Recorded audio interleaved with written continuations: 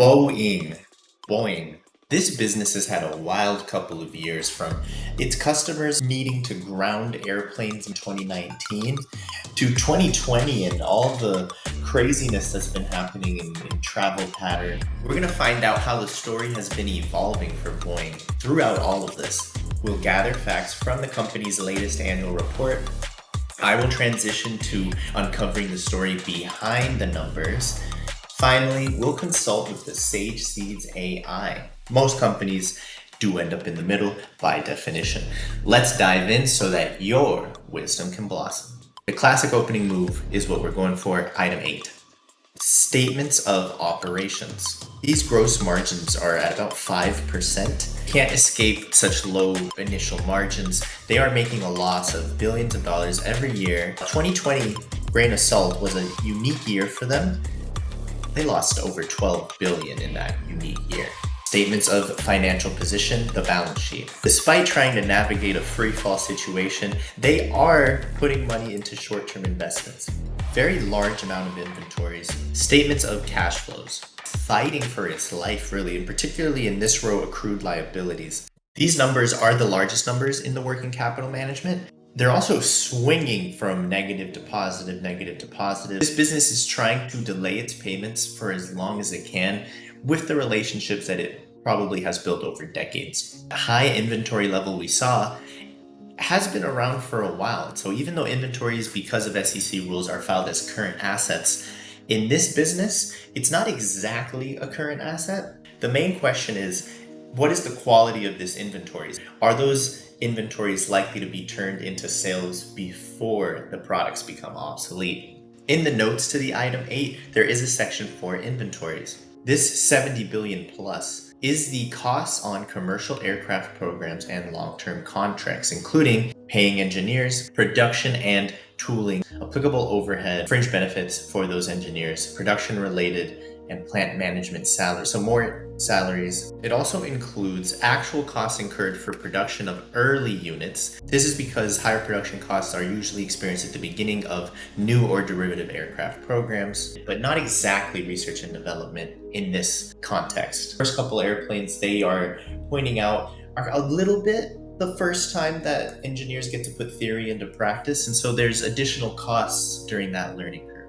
Good that they're accounting for that. Inventories also includes spare parts inventory. Make sure to always stock up spare parts, since the lower of average unit cost or net realizable value. Now, what would be the net realizable value for a spare part of an advanced airline? Hey, if you're getting more comfortable uncovering the stories behind the numbers, please like and subscribe. No other company in the world is necessarily going to be buying that off of you. Who's going around just buying the internals of aircrafts? Maybe it should just be a cost. Finally, there's also in inventory included amounts paid or credited in cash to certain airline customers. Inventory is even being used, I'm going to even start to say abused after a certain point, by the sales teams. If I'm in sales and I give you a discount, instead of, again, putting that as a cost, I put it as an investment into inventory. Returning to the balance sheet, in their definition of what inventories is, they're taking the liberty to include at least 2 or 3 major ideas that are not usual, which is fine. You don't have to do what every other company does. We could definitely figure out what percentage of the 78 billion is likely to be converted into future sales. 5% of this being low quality, let's say, would already be larger than all their accounts receivable. These numbers don't have to get very high to already tell us what the story is. All the money that it owes to suppliers is 10 billion. If 15% of this inventories is part of those major liberties that they're taking, then all of the suppliers of Boeing have already seen the equivalent of their debts put into things like spare parts and all this stuff. Now, we don't know exactly where it's going yet, and we don't have to get bogged down in the exact calculations in order to step back and realize. Let's go to the item 7. I'm hoping management specifically calls out the inventories situation. Sort of acknowledgement happening here. Of course, it's never easy to get a clear-cut answer from management. Say we went to management and asked, what's with your borderline ridiculous inventory accounting? Well, they say, we're more focused on what we call the backlog. What's the difference between backlog and inventory? They don't consider a plane worth building until they at least have firm orders / letters of intent from prospective customers. It's so expensive to build their product, an airplane, that they don't like to ever build an airplane, unless they have some element of guarantee that there will be demand for that plane. This is where the word inventory gets lost in translation. It's not easy to fit the standard definition of inventory in a business that is anything but standard.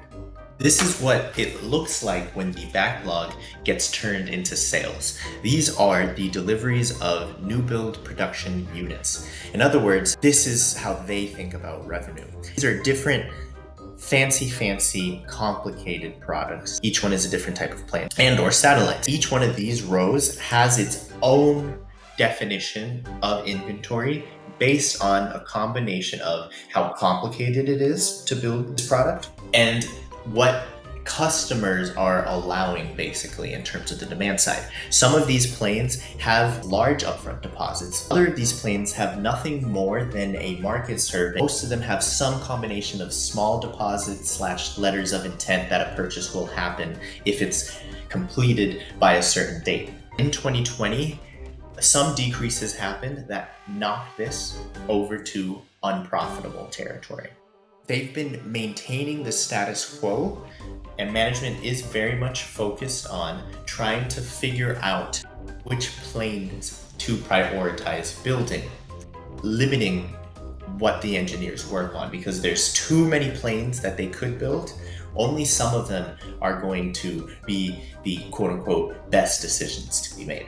Why is inventory so large and low quality? The entire business of manufacturing airplanes is managing that inventory. We actually want this inventory to be nice and high within a safe territory. The level of inventories is representative of how much activity is happening in Boeing's manufacturing business. Here we can say that that's a stable figure. Representing about half of total assets, this company is maintaining a healthy buffer while trying to engage in as much airplane manufacturing activity as it can handle.